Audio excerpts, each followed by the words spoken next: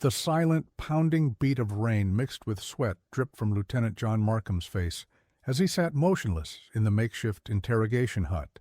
The damp July air of 1943 hung thick around him, his wrists bound behind the wooden chair with coarse rope that bit deeper with every subtle movement.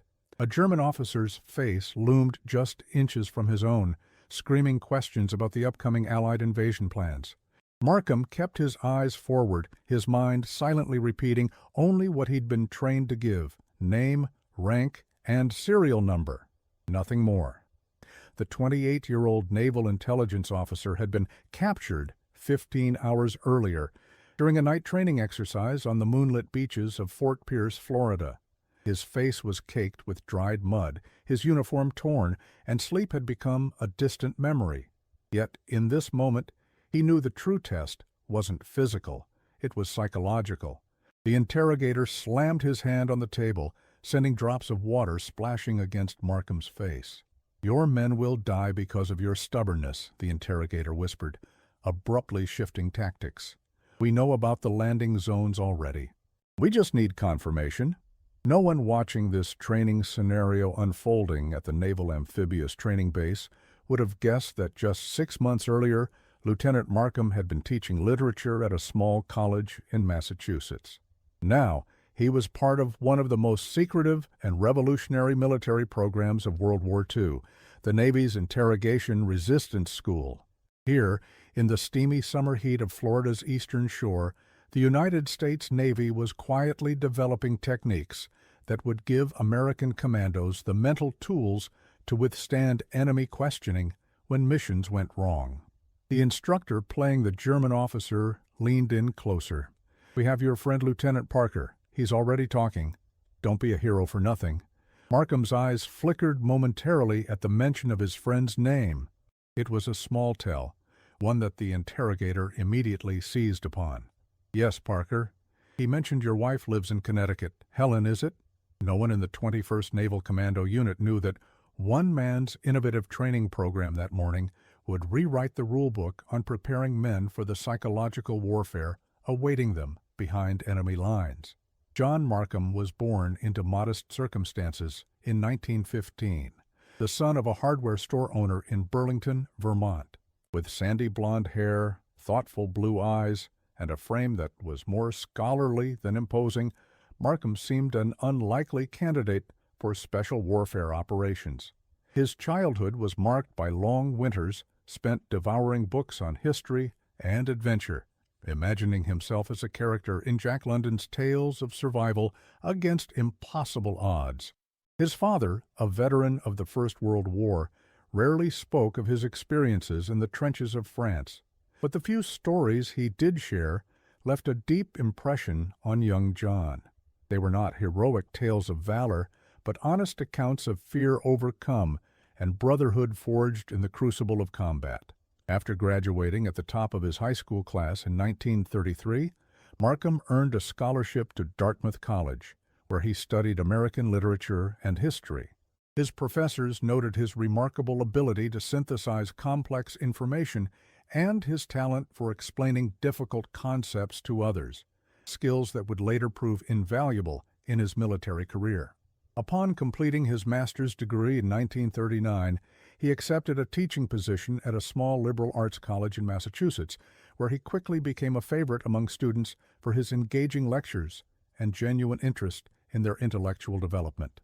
When news of Pearl Harbor reached him on that fateful December Sunday in 1941, Markham was grading final examinations in his campus office.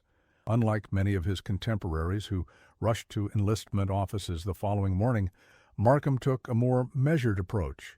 He finished the academic term, put his affairs in order, and in February 1942 walked into the Navy recruitment office in Boston. His academic background and analytical mind caught the attention of naval intelligence recruiters who saw in the young professor potential for something beyond conventional military service. "I wasn't looking to be anything special," Markham would later recall in a rare 1972 interview. "I just wanted to serve where my particular skills might be useful. The idea that I would end up training men to resist torture was about the furthest thing from my mind. After basic training and an abbreviated officer candidate school, Markham received orders to report to a classified program developing special operations capabilities for naval intelligence. The Navy, recognizing that the war would require unconventional tactics beyond traditional naval warfare, was building units capable of conducting sabotage, reconnaissance, and intelligence gathering behind enemy lines. A critical component of this preparation was training these operatives to withstand enemy interrogation if captured. Markham's first assignment was to the Naval Combat Intelligence School in Washington, D.C., where he studied enemy interrogation methods. German, Japanese, and Italian techniques were analyzed in detail, drawing from reports of escaped prisoners, intelligence operatives, and captured enemy documents. What became increasingly clear was that physical torture, while certainly employed, was not the most effective method used by Axis interrogators. Instead, psychological manipulation, sleep deprivation, disorientation, false information, and exploitation of personal details proved far more successful in breaking prisoners. What struck me immediately, Markham noted in his personal journal, was how unprepared our men were for the psychological aspects of interrogation. They expected physical abuse and steeled themselves against it, but were completely vulnerable to more subtle approaches. In early 1943, Markham was transferred to the newly established Naval Amphibious Training Base at Fort Pierce, Florida. The base, sprawling across 19,000 acres of beaches, swampland, and scrub forest, had been created to prepare Navy and Marine personnel for amphibious landings in both the European and Pacific theaters. Among the elite units training, there were the Scouts and Raiders, Naval Combat Demolition Units, the predecessors to the Navy SEALs, and intelligence operatives destined for missions behind enemy lines. The Fort Pierce facility was unlike anything Markham had experienced before. The humid Florida air was thick with mosquitoes and no-see-ums that swarmed trainees day and night. The terrain varied from sugar-white beaches to dense mangrove swamps that tore at skin and clothing. These harsh conditions served as a natural filter, quickly revealing which men had the physical and mental toughness required for special operations. Lieutenant Commander James Finley, the officer in charge of special training, had been tasked with developing a program to prepare these men for the possibility of capture. Having reviewed reports from the European theater about the fate of commandos and spies who fell into enemy hands, Finley understood the urgent need for effective resistance training. When Markham arrived at Fort Pierce with his background in intelligence and education, Finley immediately recognized his potential. Finley called me into his office on my second day, Markham recalled. He had my file open on his desk and asked me point blank, "How would you break a man without laying a finger on him?" When I started to give a theoretical answer, he cut me off. "Don't tell me," he said. "Show me." The challenge was immense. Traditional military training had focused on physical toughness and following orders, valuable qualities in conventional warfare, but potentially dangerous liabilities under interrogation. The new breed of commando needed to think independently, resist psychological pressure, and make split-second decisions about what information could be revealed without compromising missions or fellow operatives. Markham spent weeks researching historical accounts of interrogation, interviewing intelligence officers with field experience, and consulting with psychologists about human behavior under extreme stress. What emerged was a radical departure from conventional military training, a program that would deliberately subject trainees to the psychological pressures they might face as prisoners. I remember thinking that what we were proposing was almost heretical in military terms, Markham wrote. Traditional training taught men to obey orders without question. We needed to teach them when to disobey, when to lie convincingly, and how to manipulate their captors while appearing to cooperate. The resistance training program that Markham helped develop at Fort Pierce was revolutionary for its time. Instead of treating interrogation resistance as an afterthought, it became a central component of commando training. The program was built around several key principles that would later become standard in modern resistance training. First was the foundation of psychological preparation. Trainees were educated about enemy interrogation techniques, removing the fear of the unknown. They learned that most interrogators followed predictable patterns and relied on creating feelings of hopelessness, isolation, and dependency. Second was practical instruction in what information could be revealed without compromising security. Beyond the traditional name, rank, and serial number response, operatives needed to understand the mosaic theory of intelligence, how seemingly innocuous pieces of information could be combined to create actionable intelligence. Third, and most innovative, was the use of realistic simulation. Trainees were subjected to surprise capture during other training exercises, followed by lengthy interrogation sessions conducted by instructors playing the roles of enemy personnel. These sessions incorporated sleep deprivation, disorientation, and psychological pressure without resorting to physical torture. "We had to make it real," Markham explained. "The men needed to experience failure in training so they wouldn't fail in the field. It's one thing to say you won't break under pressure. It's another to actually experience that pressure and learn your breaking points." The most controversial aspect of Markham's program was what he called personal intelligence exploitation. Before beginning the training, detailed dossiers were compiled on each trainee, including information about their families, backgrounds, and personal lives. This information, much of it gathered without the trainee's knowledge, would be used during interrogation sessions to create the impression that the enemy had extensive intelligence networks. When you're sitting in that interrogation room and the German officer suddenly mentions your wife's name or knows about the baseball championship you won in high school, it creates a psychological shock, one trainee later reported. Your first thought is, if they know this, what else do they know? It's incredibly effective. The training also included a component that was revolutionary for its time, teaching men how to create and maintain cover stories under pressure. Unlike conventional military personnel who were expected to provide only name, rank, and serial number, intelligence operatives and commandos on special missions often worked under assumed identities. If captured, maintaining these cover stories could be critical not only to the mission but to the operative's survival. Lieutenant Thomas Westfield, a former lawyer from Chicago who served as one of the primary instructors, developed a methodology for creating and maintaining false identities under interrogation. The key, he explained to trainees, is not to invent a completely fictional persona. That's too difficult to maintain under pressure.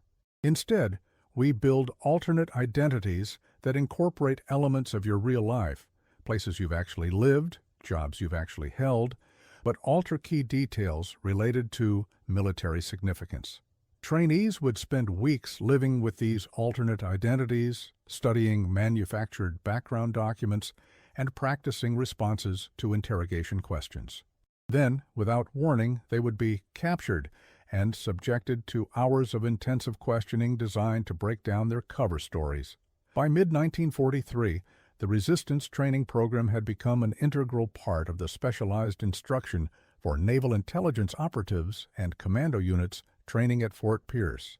The training facility, hidden in an isolated section of the base, consisted of a series of small wooden structures designed to replicate potential detention facilities. Trainees nicknamed it the Gauntlet, and word of its intensity spread quickly among the special operations community. Captain William Rogers, a 34-year-old officer from Naval Intelligence, arrived at Fort Pierce in May 1943 to evaluate the program for potential implementation across broader naval special operations training. His initial skepticism quickly gave way to endorsement after observing several training cycles. What Lieutenant Markham and Commander Finley have developed here represents a significant advancement in preparing our men for the realities of modern warfare, Rogers wrote in his official report. The psychological aspects of combat and captivity have been largely ignored in traditional training to our detriment.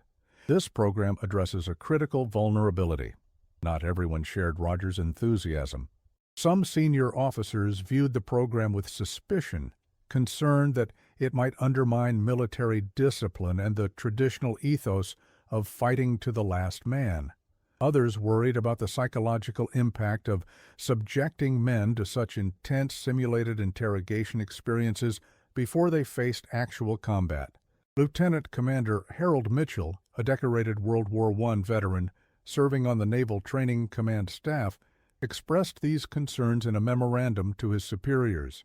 While the intelligence value of this training is acknowledged, I question whether placing our men in positions of simulated helplessness might undermine the aggressive spirit we work so hard to instill. A warrior must believe in his invincibility to fight effectively. Markham addressed these concerns directly in a response that revealed his understanding of modern warfare's psychological dimension.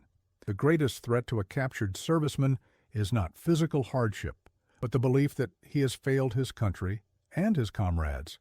By preparing men for this possibility, we don't undermine their fighting spirit. We give them the tools to continue the fight even in captivity. A man who breaks under interrogation often suffers more lasting psychological damage than one who withstands it. The tension between traditional military values and the psychological realities of modern warfare would persist throughout the program's development. Yet as reports from the field began to confirm the effectiveness of resistance training, even the most skeptical officers grudgingly acknowledged its value. The resistance training program at Fort Pierce continued to evolve throughout 1943 and into 1944, incorporating lessons learned from debriefings of military personnel who had escaped or been liberated from enemy captivity. As Allied forces prepared for the invasion of Normandy and island-hopping campaigns in the Pacific, the intelligence gathered from these former prisoners proved invaluable in refining the training methods. One significant adjustment came after reports from escaped prisoners of the Japanese revealed differences in interrogation techniques compared to those used by German forces. While German interrogators typically relied on psychological manipulation and selective use of physical discomfort, Japanese methods often involved more severe physical abuse combined with cultural pressure around the shame of surrender. We had to adapt our training to prepare men for both theaters, Markham noted.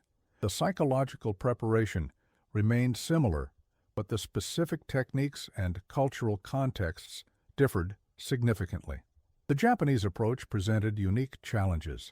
Many American servicemen had little understanding of Japanese culture and were vulnerable to manipulation based on cultural misunderstandings. Markham recruited several Japanese-American linguists who had been cleared for sensitive intelligence work to assist in developing more authentic training scenarios for men bound for the Pacific Theater. The cultural component cannot be overstated, wrote Lieutenant Robert Tanaka, one of these advisors. American concepts of honor, shame, and military obligation differ significantly from Japanese concepts. Without understanding these differences, American prisoners are at a significant disadvantage during interrogation. The program incorporated these cultural insights, teaching operatives not only resistance techniques, but also basic cultural understanding that might help them navigate captivity. This cross-cultural component was revolutionary for its time and anticipated by decades the cultural training that would become standard in modern military preparation.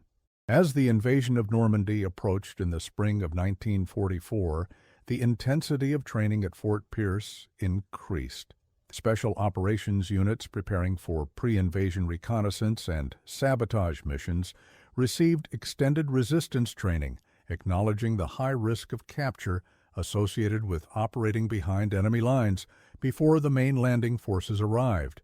Lieutenant Michael Donovan, a scout and radar officer whose unit was preparing for a critical pre-invasion mission, later credited the resistance training with saving not only his life, but the lives of countless Allied soldiers.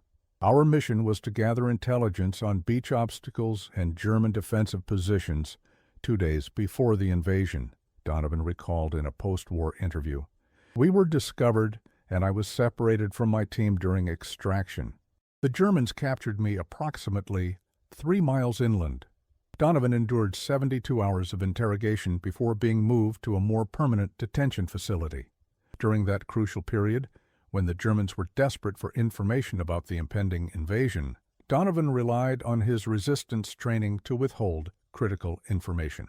I kept thinking about what Markham had taught us, that the first 48 hours are when you're most vulnerable.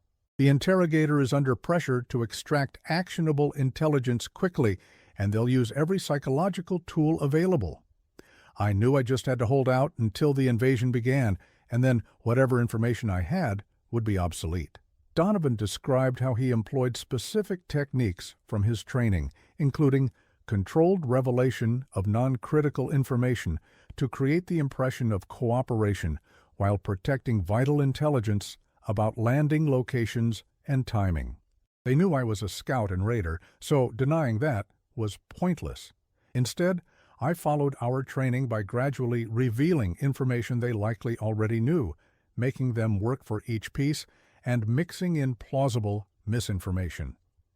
The German officer thought he was breaking me down, but I was actually controlling the flow of information according to our protocol. The success of Donovan and other specially trained operatives in withstanding interrogation during critical pre-invasion operations contributed significantly to the security of Operation Overlord. While many factors contributed to the success of D-Day, the ability of captured operatives to protect information about timing, locations, and forces undoubtedly played a role in preserving the element of surprise. The techniques developed at Fort Pierce proved equally valuable in the Pacific Theater, where the nature of island warfare often left small units isolated and vulnerable to capture. Lieutenant James Wells, a member of an underwater demolition team operating in the Philippines, was captured during a reconnaissance mission in early 1945. The Japanese interrogator was nothing like what we had prepared for in terms of personality. He was educated in America and spoke perfect English, but the psychological tactics were exactly what Markham had warned us about, Wells recalled after his liberation. He alternated between brutal threats and friendly conversations, tried to convince me other team members had talked, and attempted to exploit my concern for the Filipino civilians who had helped us. Wells credited his survival and resistance to the psychological preparation he had received. Without that training, I would have been completely unprepared for the mind games. Instead, I recognized each technique as it came and had a mental strategy ready. As the war in Europe moved toward its conclusion, attention shifted increasingly to the Pacific Theater, where different challenges awaited. Intelligence reports indicated that Japanese interrogation methods relied heavily on physical abuse, cultural manipulation, and the exploitation of Western misconceptions about Japanese culture. Lieutenant James Parker, one of the original instructors in Markham's program, was reassigned to Pearl Harbor in late 1944 to establish a Pacific-focused resistance training program. Drawing on both the Fort Pierce model and new intelligence from the Pacific Theater, Parker developed specialized training for units preparing for operations in Japan and Japanese-held territories. The Japanese approach to interrogation was fundamentally different, Parker explained in a training document. While German interrogators typically presented themselves as professional military men gathering intelligence, Japanese interrogators often used the captive's perceived violation of the warrior code as psychological leverage. Understanding this cultural context is essential for resistance. Parker's program incorporated elements that would seem remarkably modern by today's standards. Trainees received instruction in basic Japanese phrases, cultural norms, and even meditation techniques designed to help them maintain psychological equilibrium during physical hardship. This holistic approach reflected a sophisticated understanding that resistance was not merely about withholding information, but about maintaining one's core identity and psychological integrity under extreme pressure. A prisoner who loses his sense of self becomes clay in his captor's hands, Parker wrote. Our primary objective is to give men the tools to preserve their essential humanity even under the most dehumanizing conditions. By 1945, the resistance training methodologies developed at Fort Pierce had spread throughout the special operations community. What had begun as an experimental program for a small number of naval intelligence operatives had evolved into standard training for thousands of personnel in high-risk roles across multiple services. The program's impact extended beyond special operations units. Elements of the training were incorporated into the preparation of air crews operating over enemy territory who faced high risk of capture if shot down. By war's end, abbreviated versions of resistance training had been implemented for select conventional infantry units as well, particularly those preparing for high-risk operations. Captain Richard Bennett, an Army Air Forces pilot who was shot down over Germany in January 1945, later attributed his successful resistance during interrogation to the training he had received. They separated our crew immediately after capture and told each of us that the others had provided detailed information about our mission and target, Bennett recounted. Because of our training, we had agreed on exactly what limited information we would provide if captured. When the interrogator claimed my navigator had revealed our entire flight plan, I knew it was a bluff because it contradicted our agreed story. The impact of this training extended well beyond World War II.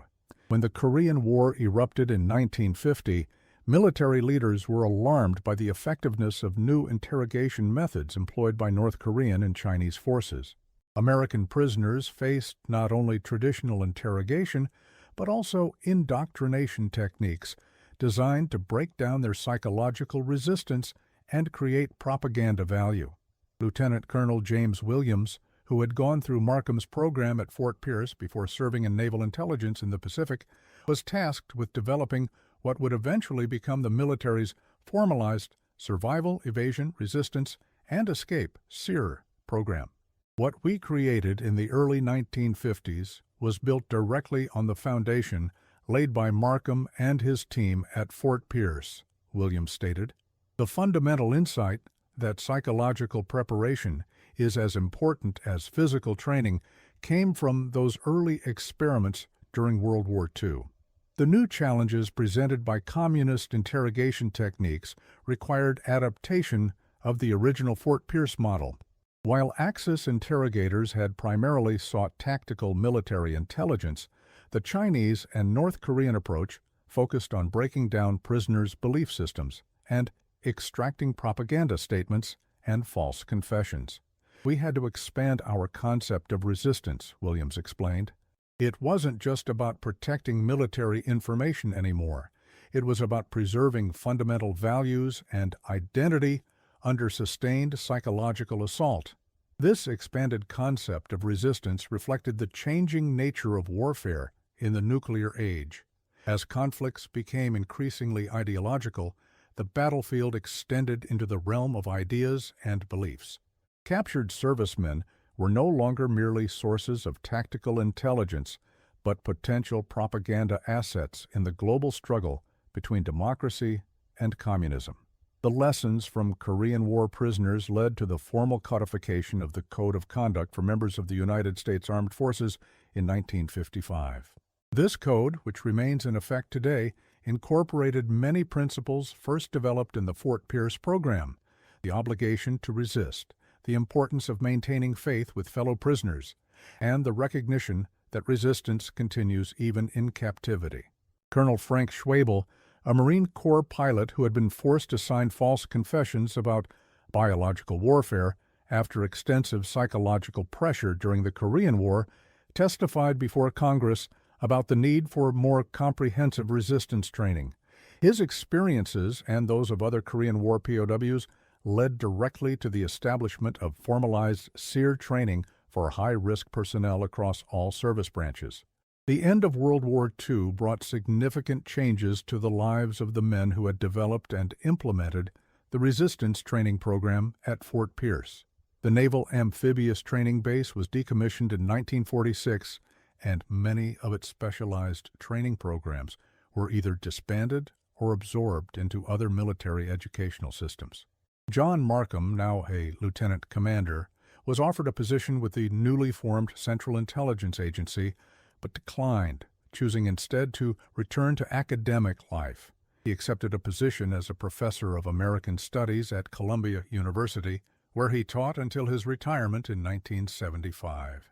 While his wartime contributions remained classified for decades, his academic work often touched obliquely on themes of psychological resilience and the human capacity to withstand extreme pressure, themes clearly influenced by his wartime experiences.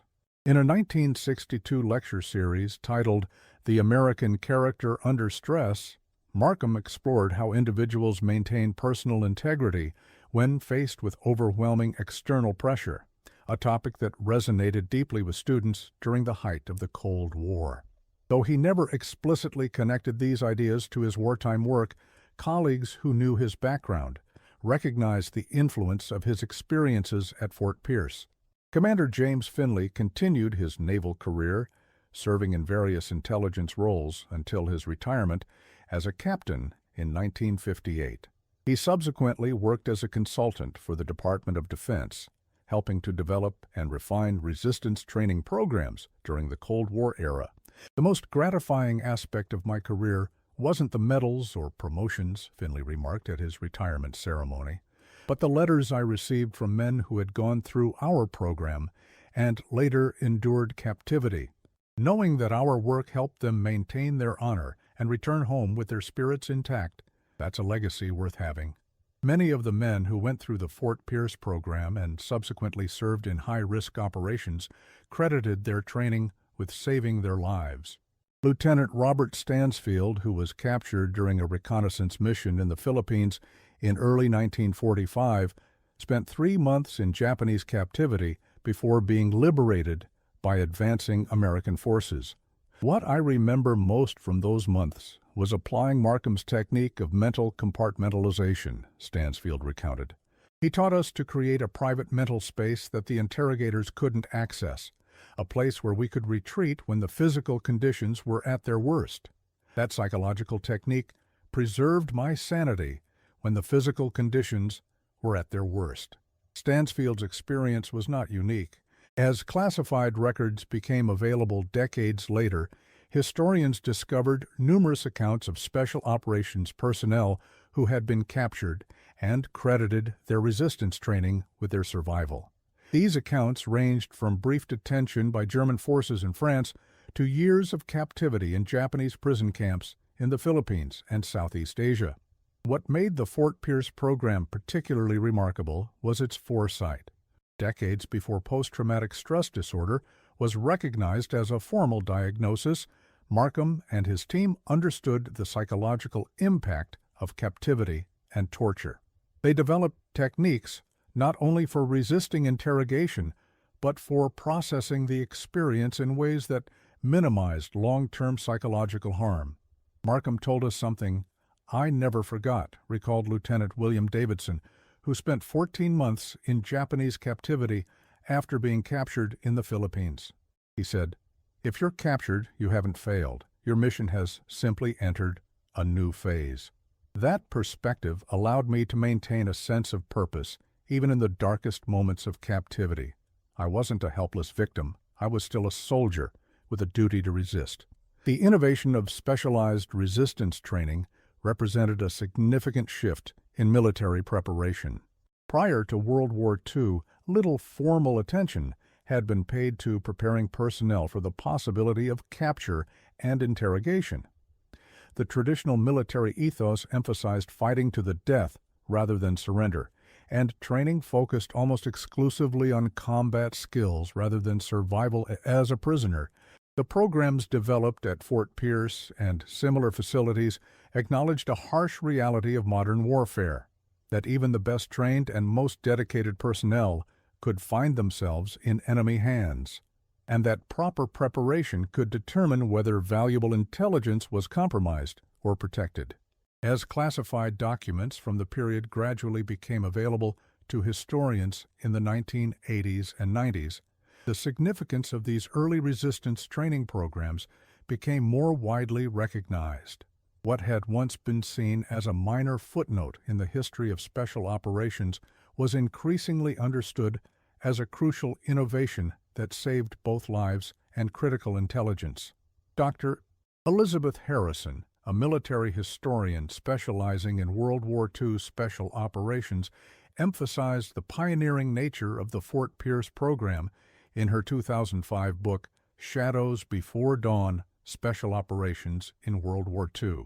What Markham and his colleagues developed was essentially the first comprehensive approach to the psychological aspects of warfare, Harrison wrote. Rather than treating capture as a failure to be avoided through physical prowess alone, they acknowledged it as a contingency to be prepared for through specialized training. This represented a fundamental shift in military thinking about the human dimension of warfare. The legacy of the Fort Pierce Resistance Training Program extended far beyond its immediate impact on World War II operations. Its psychological insights informed not only military training, but also fields as diverse as hostage negotiation, disaster preparedness, and even civilian aviation security. The fundamental principles established during those experimental sessions in the summer of 1943, psychological preparation, realistic simulation, and integrated training, became cornerstones of modern resistance training across military and civilian applications. When American prisoners of war returned from Vietnam in the early 1970s, their experiences led to a comprehensive reevaluation of resistance training. Many reported that their captors had sophisticated understanding of American military culture and psychology, allowing them to develop highly effective interrogation and indoctrination techniques. In response, the military expanded and formalized resistance training across all service branches. The CEREREC, Survival, Evasion, Resistance, and Escape Program, which had grown from the seeds planted at Fort Pierce, became mandatory for personnel at high risk of capture. The principles developed by Markham and his team, psychological preparation, realistic simulation, and practical skills training, remained at the core of this expanded program. The program's influence extended even to civilian applications. When airline crews began receiving anti-hijacking training in the 1970s, many of the psychological preparation techniques bore striking resemblance to those developed at Fort Pierce 3 decades earlier. Similarly, hostage negotiation protocols developed by law enforcement agencies drew on insights about human behavior under extreme stress that had first been systematically studied in the context of military resistance training. John Markham lived to see this evolution of the program he had helped create. In 1983, at the age of 68, he was invited to address a closed session of SERE instructors at a military training facility. Though his involvement in the original program remained classified, he was introduced as a consultant who helped develop early resistance training methodologies.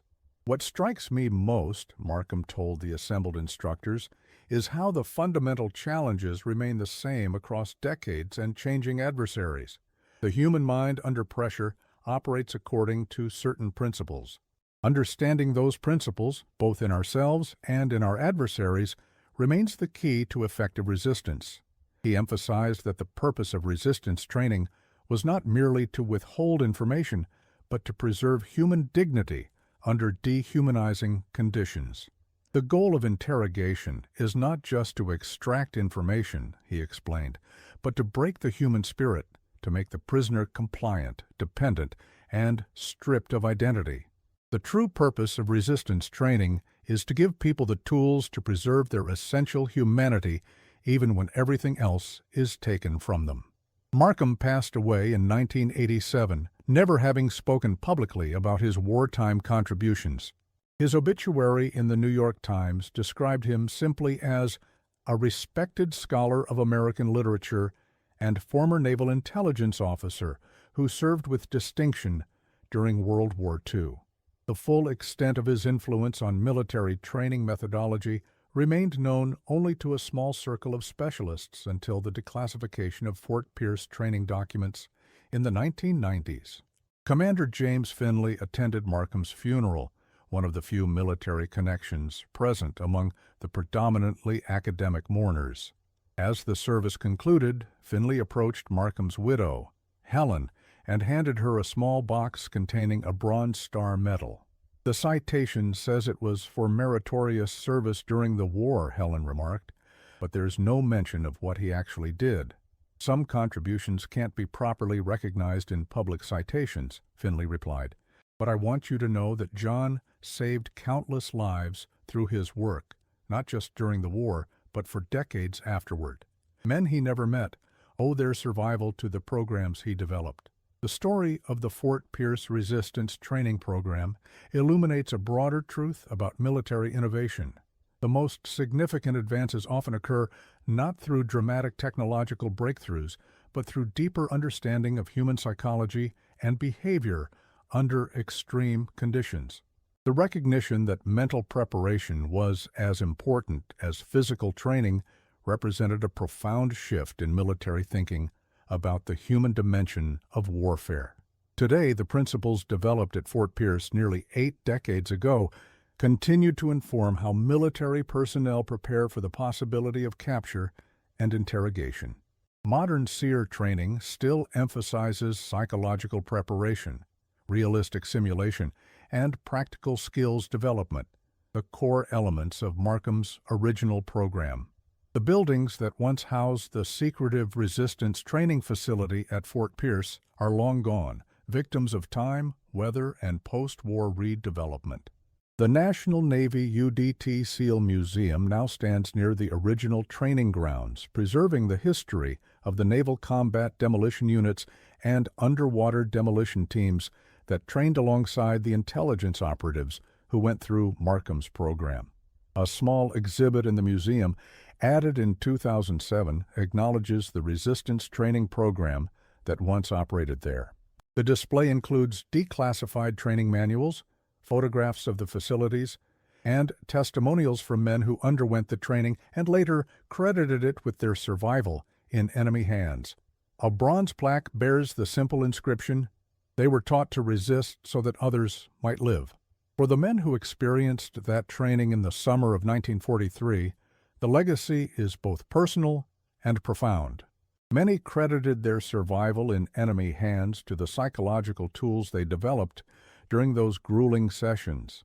Captain Thomas Edwards, who was captured during a reconnaissance mission in Burma in 1944 and spent 14 months in Japanese custody, expressed this sentiment in a letter to Markham written shortly after the war. "When they took my uniform, my boots, and even my dog tags, I still had the mental discipline you instilled in us. They could control my body, but they never broke my mind. I want you to know that your work saved not just my life, but my soul." Lieutenant John Markham's innovative approach to resistance training represents one of the unsung triumphs of World War II. Not a victory won through overwhelming firepower or technological superiority, but through deeper understanding of human psychology and behavior under extreme conditions. His legacy lives on in the modern military's approach to preparing personnel for the psychological challenges of warfare. In 1999, a declassified Pentagon report on the evolution of resistance training concluded, "The fundamental principles established by Lieutenant Markham and his colleagues at Fort Pierce remain the foundation of modern SEER training." Their revolutionary insight that psychological preparation is as important as physical conditioning for modern warfare has saved countless lives and protected vital intelligence through 5 major conflicts. Perhaps the most fitting tribute came from an anonymous Vietnamese prisoner of war interviewed for a 1980 military study. When asked how he had maintained his sanity during 7 years of captivity and torture, he replied, "There was this lieutenant at Fort Pierce who taught us that our minds were our strongest weapon. He made us practice retreating into our memories, finding strength in small moments of control. I never met him after the training, but I spoke to him every day in that cell. His voice was sometimes clearer than those of my guards." As we reflect on this hidden chapter of military history, we are confronted with a question that transcends the specific context of World War II interrogation resistance. How do we prepare ourselves to face our greatest vulnerabilities? The answer developed at Fort Pierce through knowledge, realistic preparation, and mental discipline offers wisdom that extends far beyond military applications. The next time you hear about a pilot safely guiding passengers through an emergency, a hostage negotiator defusing a crisis, or a prisoner of war maintaining dignity under extreme duress, consider that they may be applying principles first developed on those hot Florida beaches during the summer of 1943, when a literature professor turned naval officer decided that the mind required training as rigorous as the body. Would you have had the psychological fortitude to withstand enemy interrogation using only the mental tools provided in those early training sessions?